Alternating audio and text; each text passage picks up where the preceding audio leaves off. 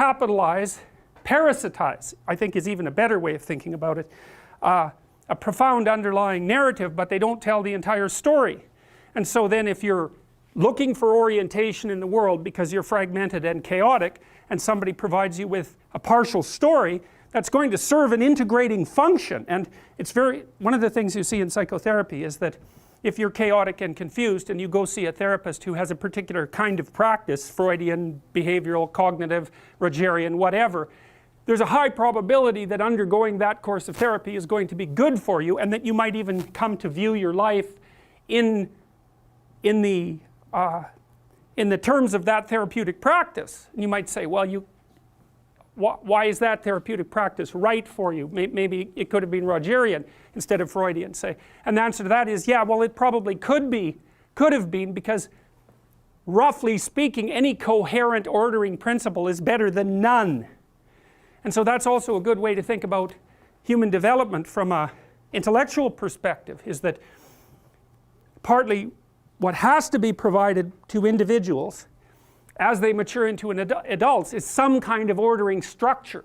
And this is one of the facts that people who criticize the dogmatic element of religious belief don't really understand. They don't understand that you have to provide people with a determinate structure of some type, even if it's constricting and restricting and crushing for that matter.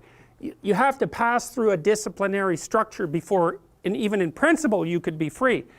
Before you're disciplined, you're not free, you're just chaotic. And so you have to practice some set of routines and rituals. Now, you could say, well, they don't necessarily have to be religious, and they could be secular. You could become a lawyer, you could become a plumber, you could become a carpenter, and I would say, yes, that's far better than not becoming anything. But the problem with an identity that isn't rooted into the archetypes is it leaves you incomplete, because the archetypal rooting of the identity is what helps you grapple with the fundamental existential problems of life. And whether you're a carpenter or a plumber or a lawyer, your soul is still going to hunger for some deeper form of identity, and you're not going to get that without having your practical identity encapsulated in something that's greater from a philosophical perspective, and perhaps even deeper than philosophy, which I think the archetypal stories are. They're the structure within which philosophy itself is embedded, and outside of that is a behavioral structure. We've talked about how those evolve. You know, there's a behavioral evolution of something approximating a consensual morality, and then stories about that consensual morality emerge, and then inside that the structures of philosophy nest, and all of those things have to be addressed by your identity to some degree, or you're weak. That's the problem.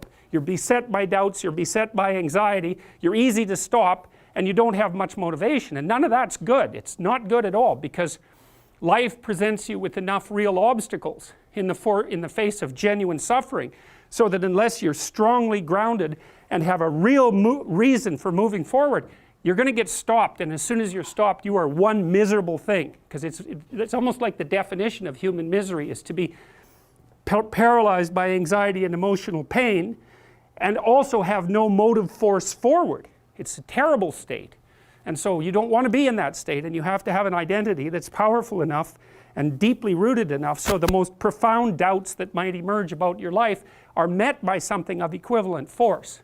And partly what I'm hoping is that understanding the full domain of archetypal symbolic representation will also inoculate you against ideological possession, because you'll know when you're told a half-sided, one-sided ideological story, you'll know that there's something missing in the story. There's pieces that aren't being told, or there's part of the story that isn't being revealed.